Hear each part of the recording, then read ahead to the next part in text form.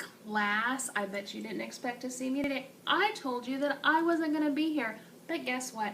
Here I am. I'm ready to teach you. Can you believe it? I'm actually here. I bet you miss me so much. Say, I miss Mrs. Schuler so much. All right, I hope that you are following directions quickly and keeping your dear teacher happy. Your dear teacher. I'm your dear teacher. Not today. Today, your dear teacher is Mrs. Pearson and Mrs. Rickman. And if you're keeping Mrs. Pearson and Mrs. Rickman happy, then you're keeping Mrs. Schuler happy. All right, you are so lucky. So lucky. I am going to teach you a lesson, even though I'm not in the classroom today. Well, I guess I am in the classroom today, but it's a little different than usual. Okay. Do you think that you can handle this? It's going to be a little bit tricky. I think you can handle it, though. Let's see if you can give it a try. Do you think you can handle this? I didn't hear everyone respond. You know how to answer a question like that. When I ask you a question that the answer is yes or no, you know how to answer that question. Can you handle this? Great. I thought you could. Let's get started. Class. Class. Mirrors. A sentence is a complete message. It always begins with a capital letter and ends with a period, a question mark, or an exclamation mark. Yes! A sentence is a complete message that always starts with a capital letter and ends with a period, a question mark, or an exclamation mark. Yes! I'm going to give you just a minute to figure that all out. See you in a minute.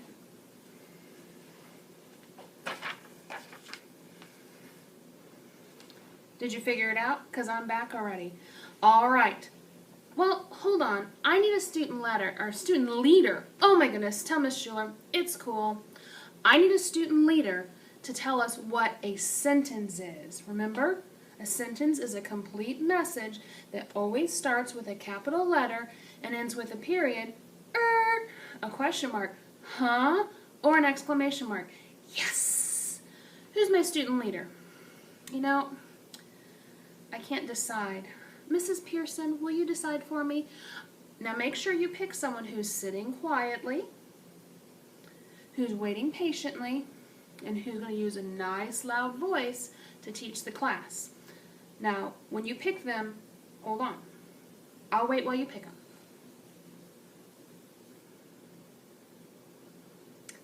Do you have somebody? Okay. All right, student leader, I'm counting on you.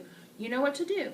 Make sure you say class, get their attention, use great big gestures, and teach what is a sentence. All right, your turn. Go.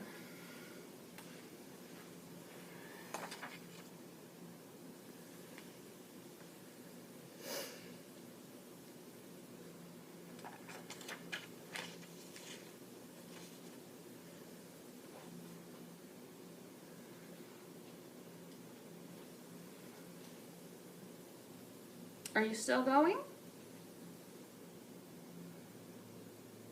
Class. Okay, great job, student leader. I will get with you later to thank you. All right, we don't have time for another student leader right now. Just hold your horses. We'll get there. All right, but right now, class, we need to talk about the sentence and the two parts of a sentence. A sentence has two parts. A sentence has two parts. A sentence has two parts. Teach.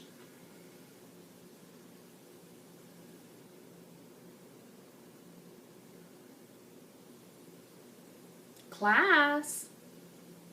All right, so a sentence has two parts. The first part of a sentence is the subject. The subject tells who or what the sentence is about. The subject tells who or what the sentence is about. The subject tells who or what the sentence is about. Teach.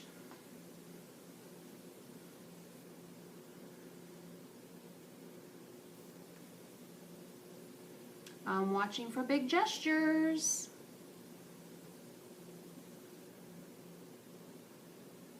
Class, you're doing a great job. I'm loving it. I can't give smileys and frownies. Maybe Mrs. Pearson or Mrs. Rickman can do that in just a little bit. All right, I told you that a sentence has two parts. The first part of a sentence is the subject. The subject is who or what the sentence is about. The subject is who or what the sentence is about. Now, I think Mrs. Pearson has some sentences over there on the chart paper that you're going to read about and find the subject, the who or the what the sentence is about. All right, well, I'm going to let you get to those sentences. I think the first one is about someone named Peter. Who is Peter? Okay, Mrs. Pearson, they're all yours again. I hope everyone's following directions quickly. See you later, guys. Bye.